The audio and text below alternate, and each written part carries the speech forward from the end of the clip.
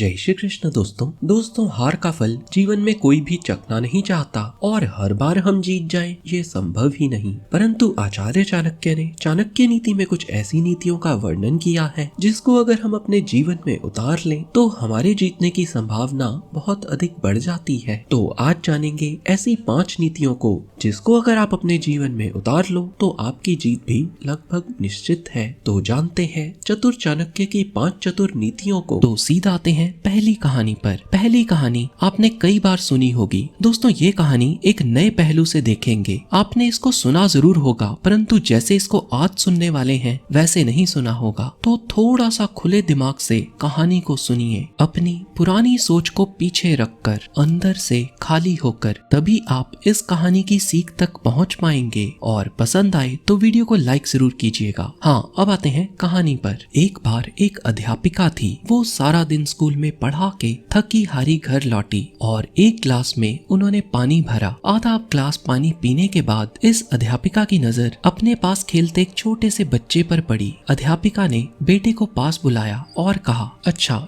ये बताओ, ये गिलास आधा खाली है या आधा भरा हुआ है? अब आपसे भी कोई ये प्रश्न करे तो आप क्या कहोगे? हो सकता है आपसे कोई प्रश्न करे तो आप कहो गिलास आधा खाली है या कहो गिलास आधा भरा है। और कोई स्मार्ट बनते हुए ये कह दे कि गिलास पूरा ही भरा है, आधे गिलास में पानी है और आधे गिलास में हवा भरी है। परंतु अध्यापिका के लड़के ने ऐसा कुछ नहीं किया, बल्कि छोटे बच्चे ने माँ के हाथ से गिलास लिया और सीधा रसोई में गया, फ्रिज खोला और आधे खाली गिलास में पानी डालकर माँ के हाथ में दे दिया और माँ से कहा, ये लो माँ, अब गिलास ना आधा खाली है और ना ही आधा भरा है, अब गिलास पूरा भरा है। ज्यादातर अध्यापक जब ये प्रश्न करते हैं तो वो ये सुनकर खुश हो जाते हैं कि गिलास आधा भरा है। ये सोचते हैं बच्चे ने पॉजिटिव सोचा, बच्चे की सोच सकारात्मक है। पता नहीं कितने ही वो बच्चे असफल हुए होंगे जिन्होंने अपने अध्यापक को इसी सवाल का जवाब दिया होगा कि गिलास आधा भरा है, और ना जाने कितने ही विद्यार्थी सफल हुए होंगे जिन्होंने कहा होगा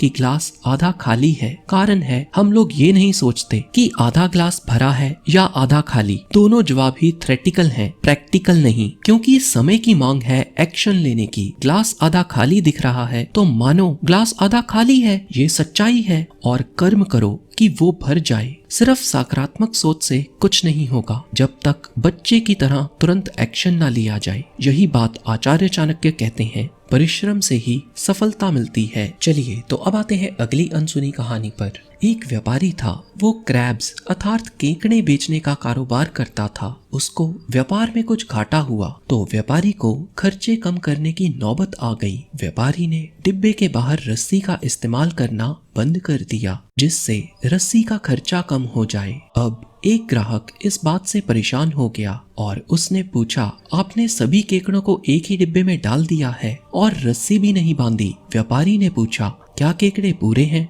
तो चेक करने पर पता लगा केकड़े पूरे हैं। ग्राहक ने कुछ ना कहा और चला गया। अगली बार फिर वही ग्राहक वापस आया तो इस बार पाया व्यापारी ने इस बार रस्सी तो छोड़ो, टेप का इस्तेमाल भी नहीं किया। ग्राहक इस बात से फिर परेशान हो गया, ना रस्सी ना टेप। व्यापारी ने ग्राहक से फिर पूछा, क्या केकड़े पूरे हैं? तो चेक करने पर पता लगा केकड़े तो इस बार भी पूरे हैं। ग्राहक फिर चला गया। अब अगली बार जब ग्राहक आया तो व्यापारी ने खर्चा और कम करने के चक्कर में डिब्बे को ढक्कन ही नहीं दिया और केवल एक पतले से कागज से केचुए भरे डिब्बे को ढक दिया। इस पर ग्राहक फिर आग बबूला हो गया। व्यापारी ने फिर से पूछा, क्या केकड़े पूरे हैं? तो चेक करने पर पता लगा केकड़े तो इस बार भी पूरे हैं। अब ग्राहक से रहा ना गया, उसने हाथ जोड़कर व्यापारी से पूछा, ये केकड़े आसानी से ये हल्का सा कागज हटाकर बाहर आ सकते हैं तो आ क्यों नहीं रहे हैं? तो व्यापारी ने कहा, केकड़ों की ये सोच होती है, जब एक केकड़ा ऊपर उठकर बाहर आने की कोशिश करता है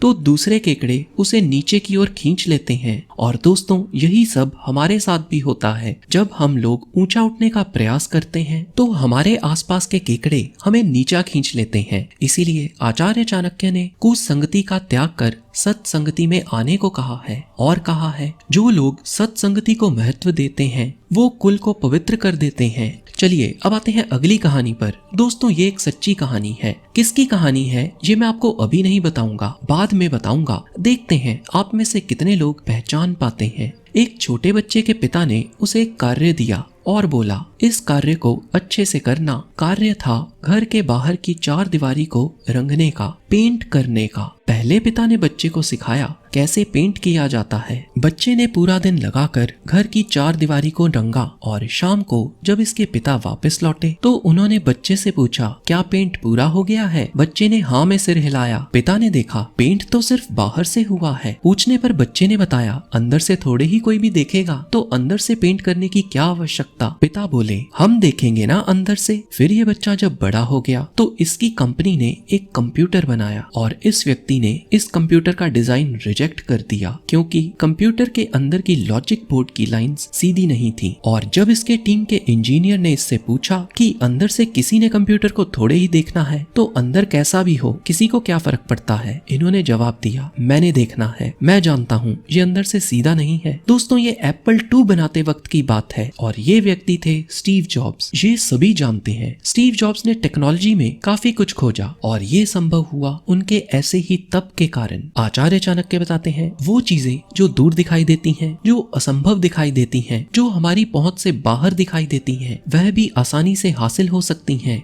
यदि हम तप करते हैं, क्योंकि तप से ऊपर कुछ नहीं। चलिए तो अब आते हैं अगली अनसुनी कहानी पर। एक नगरी में एक बहुत ही सफल व्यापारी था। सभी लोग व्यापारी का खूब सम्मान करते थे और अपनी सभी समस्याएं लेकर व्यापारी के पास आया करते थे। व्यापारी अपनी तरफ से जो भी हल दे पाता लोगों को दे देता था। फिर इस नगरी में एक संत आए। लोगों का झुकाव इन संत के प्रति होने लगा। ये बात उस व्यापारी को कुछ पसंद ना आई क्योंकि पहले नगरी के लोग समस्या लेकर व्यापारी के पास जाते थे और अब समस्या संत जी के पास लेकर जाने लगे। नगरी के लोगों का मानना था कि संत जी लोगों का भविष्य बता सकते हैं। व्यापारी ईर्ष्या भाव लेकर संत जी के पास संत जी से मिलने गया और बोला, मैंने अपने हाथ में कुछ पकड़ा है, क्या आप बता सकते हैं मेरी मुट्ठी में क्या है? तो संत जी ने कहा, आपकी मुट्ठी में एक कीड़ा है। व्यापारी उत्तर सुनकर दंग रह गया, परंतु व्यापारी को तो साबित करना था कि संत गलत हैं। ये व्यापारी की इज्जत का सवाल था। तो व्यापारी ने संत जी से पूछा, क्या आप बता सकते हो कीड़ा जीवित है या मृत है? व्यापारी के शैतानी दिमाग में था कि अगर संत जी कहते हैं कि कीड़ा मरा है तो वो कीड़े को उड़ा देगा